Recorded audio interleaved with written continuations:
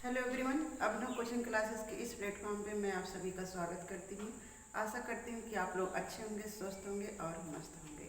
जैसा कि फ्रेंड्स, आपका जो टॉपिक चल रहा है आपको पता होना चाहिए। इसके पहले की क्लास में आप लोगों ने पढ़ा था जीवाणु से संबंधित रोग, यानी जीवाणु से कौन कौन से रोग होते हैं, उसके जीवाणु का नाम क्या होता है, उसका लक्षण क्या होता है, उसमें कौन कौन सी बीमारी आती है। जैसा कि कल हमने बताया था कि आज के टॉपिक पे हम क्या चर्चा करने वाले हैं, तो विषाणु से होने वाले रोग। ठीक है, इसके पहली क्लास में आपने परजीवी से होने वाले रोग पढ़ लिया था, जीवाणु से होने वाले रोग। ठीक है, तो आज की क्लास में हम क्या देखेंगे, विषाणु से होने वाले रोग। हो सकता है इसके पहले भी क्लास में आप लोगों ने पढ़ा होगा, लेकिन आज हम पढ़ते हैं इसका थोड़ा सा और अच्छे तरीके से। ठीक है, ध्यान से आप लोग पढ़िएगा इस क्लास को और समझिएगा। आते हैं अपने टॉपिक पे। विषाणु से होने वाले रोग, यानी हमारे शरीर में जो विषाणु से संबंधित रोग होते हैं वो कौन कौन से होते हैं। जैसा कि आपको पता होना चाहिए कि जो विषाणु होते हैं वो जब जीवित कोशिकाओं में प्रवेश करते हैं तभी सक्रिय होते हैं, अन्यथा वह सक्रिय नहीं होते हैं, निष्क्रिय होते हैं।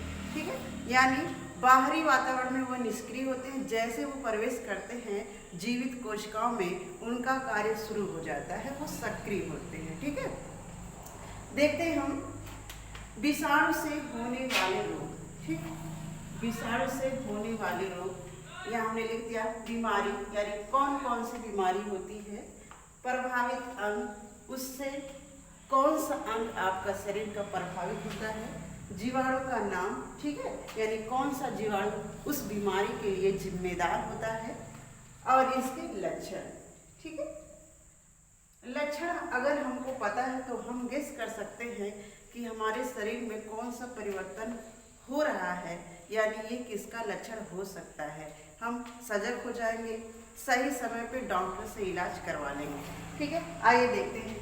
पहला देखते हैं हम, पहले तो हम देख लेते हैं जो विषाणु होता है इसकी खोज किसने किया था।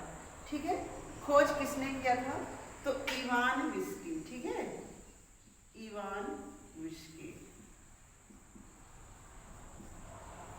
इवान विस्की ने इसकी खोज की थी आपके विषाणु के कब, 1892। ठीक है, इवान विस्की ने 1892 में जीवाणु की खोज, विषाणु की खोज की थी 1892 ईस्वी में। ठीक है, जो आपका तंबाकू का मोज़ेक रोग होता है उसमें इन्होंने खोजा था। इवान विस्की ने 1892 में तंबाकू के मोज़ेक रोग में विषाणु की खोज की थी। ठीक है, इतना हम जानिए। अब देख लेते हैं पहला एड्स। एड्स बीमारी। ठीक है, एड्स जो होता है ये किसको प्रभावित करता है, प्रतिरक्षा प्रणाली। और प्रतिरक्षा प्रणाली में आपका कौन सा आता है, मतलब क्या आता है, तो WBC। ठीक है, वाइट ब्लड सेल्स, उसको प्रतिरक्षा प्रणाली बोला जाता है। ये एड्स जो है उसको प्रभावित करता है। एड्स का जो फुल फॉर्म होता है, देखिए, ads acquired immuno deficiency syndrome. ठीक है, एड्स का जो फुल फॉर्म होता है एक्वायर्ड इम्यूनो डिफिशियंसी सिंड्रोम। इसका जो वायरस है HIV,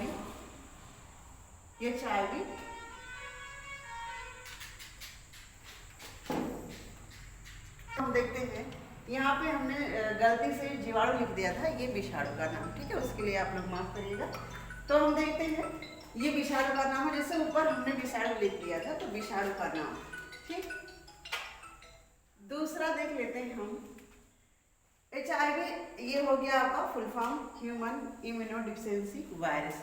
ठीक है, लक्षण इसके क्या होते हैं, तो रोग प्रतिरोधक क्षमता का नष्ट होना, यानी हमारे शरीर में जो रोग प्रतिरोधक क्षमता होती है वो नष्ट हो जाती है, यानी हमारे शरीर में किसी भी अन्य बीमारी से लड़ने की क्षमता नहीं होती है। ठीक है, तो रोग प्रतिरोधक क्षमता का नष्ट होना ये होता है आपका। दूसरा देख लेते हैं डेंगू ज्वर। डेंगू ज्वर, जैसे कि आप लोग को भी पता होगा कि डेंगू ज्वर एक बीमारी होती है जो वायरस से होता है और ये क्या होता है, बहुत खतरनाक होता है। ठीक है, तो डेंगू ज्वर संपूर्ण शरीर को प्रभावित करता है, खासकर ये सर, आँख एवं जोड़ों को प्रभावित करता है। यानी हमारा सिर दर्द होगा, बुखार होगा, ये क्या आँख एवं जोड़ में दर्द हो, यानी जोड़ों में बहुत दर्द होगा। ठीक है, बहुत कमजोरी आ जाएगी।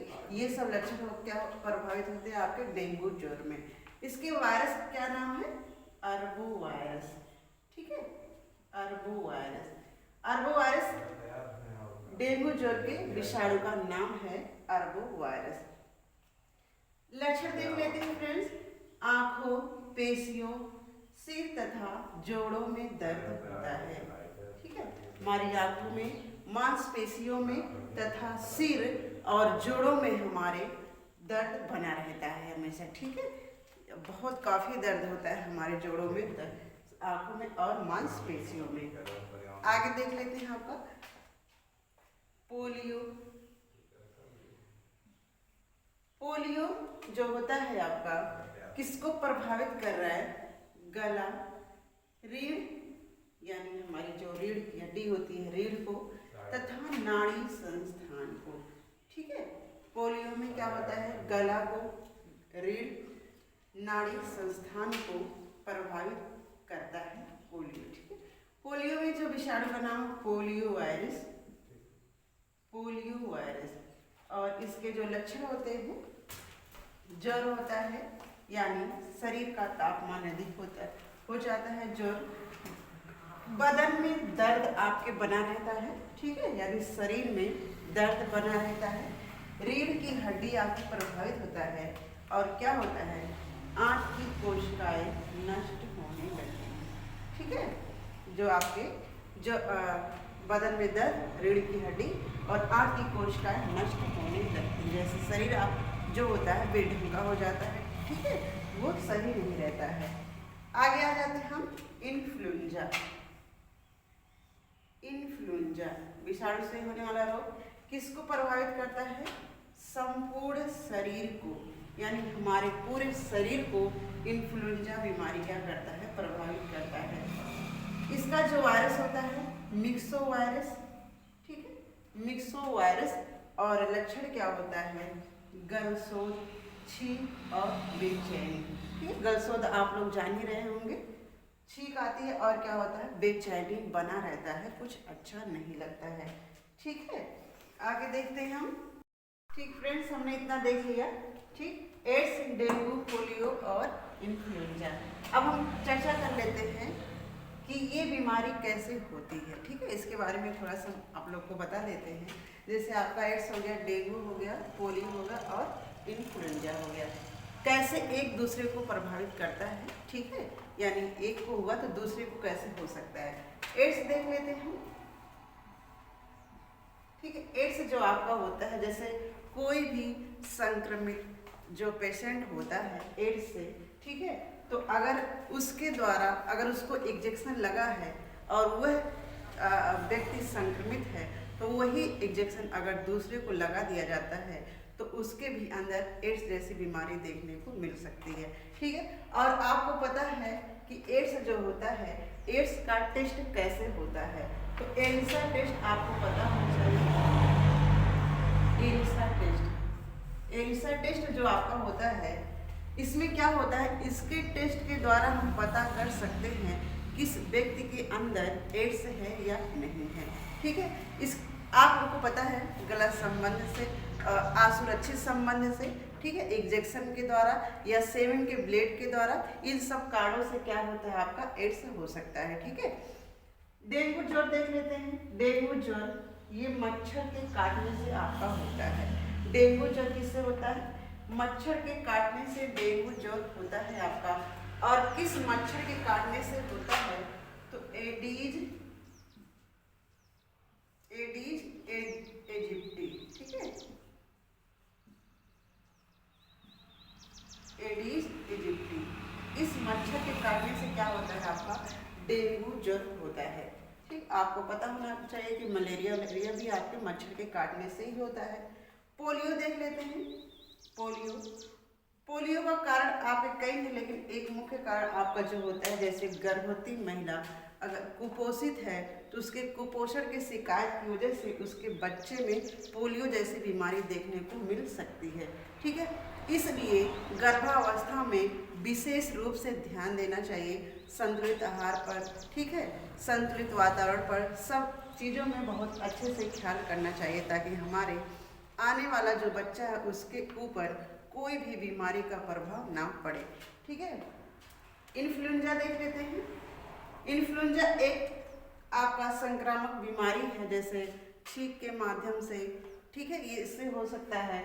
ठीक, ये बूंद के माध्यम से क्या होता है, ये भी फैल सकता है। जैसे अगर किसी को हुआ है, ठीक, तो अगर वो कीबोर्ड चला रहा है तो अगर जो व्यक्ति संक्रमित नहीं है वो भी अगर कीबोर्ड को चला दिया तो उससे भी हो सकता है, क्योंकि अगर वहाँ पे वह व्यक्ति छींका हुआ है तो, ठीक है, ऐसा होता है। तो ये भी आपका संक्रमित बीमारी है, एक दूसरे से बच के रहना चाहिए। ठीक है, तो हमें पता हो गया ये कैसे कैसे होता है।